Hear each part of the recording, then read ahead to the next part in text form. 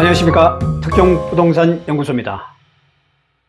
제가 서울 집값이 심상치 않다고 누차 말씀을 드렸는데요. 서울 아파트값이 19주 연속 상승세를 보이고 있습니다.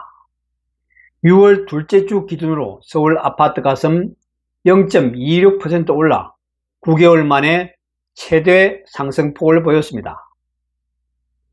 특히 상급지, 송파구, 강남구, 서초구 등 이 상급지뿐 아니라 노원구, 성북구, 강북구, 관악구, 금천구 등 외곽 지역까지 집값 상승이 확산되고 있는 점이 주목이 됩니다.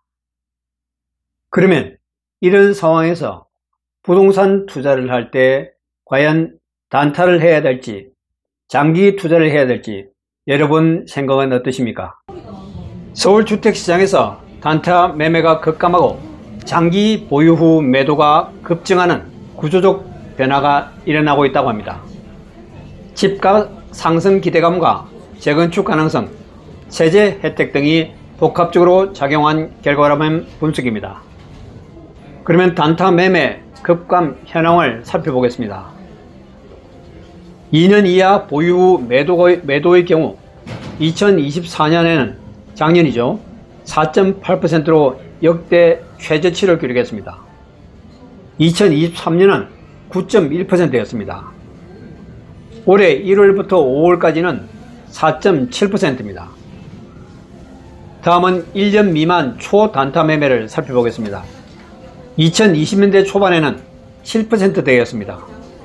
그러다가 작년은 2%로 급감했습니다. 과거의 평균은 11.4%였습니다. 20년 이상 장기 보유 매도가 급증하고 있는 상황을 보겠습니다.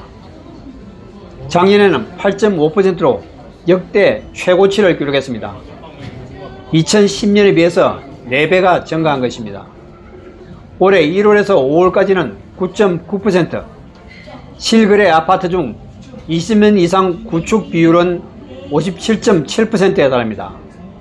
30년 이상은 24.3%입니다. 그러면 이 같은 변화의 원인은 뭘까요? 첫 번째는 양도소득세 중과입니다. 2021년 6월 이후에 양도소득세가 중과가 됐죠. 1년 이하 보유는 70%, 2년 이하 보유는 60%, 기본 세율인 6에서 45%에 비해 과세 부담이 극심하기 때문이죠. 단기 차익을 노릴 유인이 사라진 겁니다. 다음은 대출 규제와 실수요 중심의 재편을 한 원인으로 들 수 있습니다. 갭 투자가 위축되면서 실구주 목적의 매수자가 증가하고 부동산 시장의 투기성 매매가 약하고 있기 때문입니다. 장기 보유자 매도가 증가하는 이유를 살펴보겠습니다.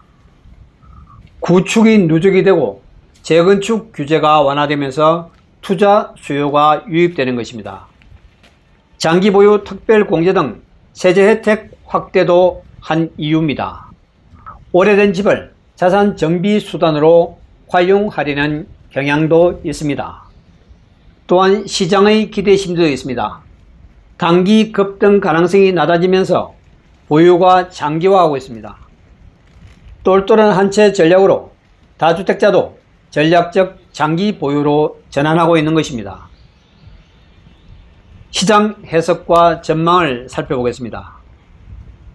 단기 매매 비중은 과거 15에서 15%, 현재는 4에서 5%, 전망은 유지 혹은 더 감소할 전망입니다. 장기 보유 매도는 과거에는 2, 3% 수준이었으나 현재는 8에서 10% 수준으로 점진적으로 증가하고 있습니다. 투자 전략은 과거에는 단기 차익이었지만 현재는 실수요 기반으로 입지 중심의 장기 투자가 이루어지고 있습니다. 정책적인 시사점을 보겠습니다.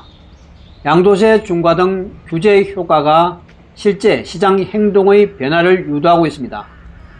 실수요자 중심 안정화 기반은 마련됐지만 구축과 재건축을 연계한 문제로 신규 공급 정책과 연결이 필요합니다. 투자자 전략도 변화가 불가피합니다. 단타는 실익이 거의 없습니다. 중장기 보유와 세제, 입지 판단을 고려한 전략적 장기 투자가 핵심입니다. 특히 준공한 지 20년 이상 된 아파트는 재건축 가능성과 정비사업 흐름에 주목할 필요가 있습니다. 오늘은 여기서 마치겠습니다. 구독과 좋아요 부탁드립니다. 감사합니다.